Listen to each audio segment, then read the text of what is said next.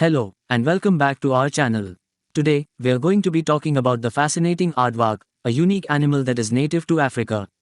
The aardvark is a nocturnal mammal that is known for its long snout, large ears, and tough skin.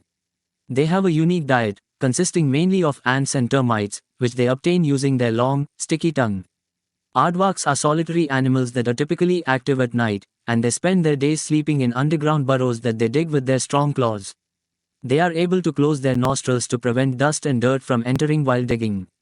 Aardvarks are about the size of a large dog, weighing around 40 to 65 kilograms, 88 to 143 pounds. They are not considered endangered, but their numbers have been decreasing due to habitat loss and hunting. Despite their unusual appearance, aardvarks are fascinating animals that are important to the ecosystem. They play a key role in controlling the populations of ants and termites, and their burrows provide shelter for other animals. And that's it for today's video. We hope you enjoyed learning about the aardvark, and if you have any questions or comments, please leave them down below.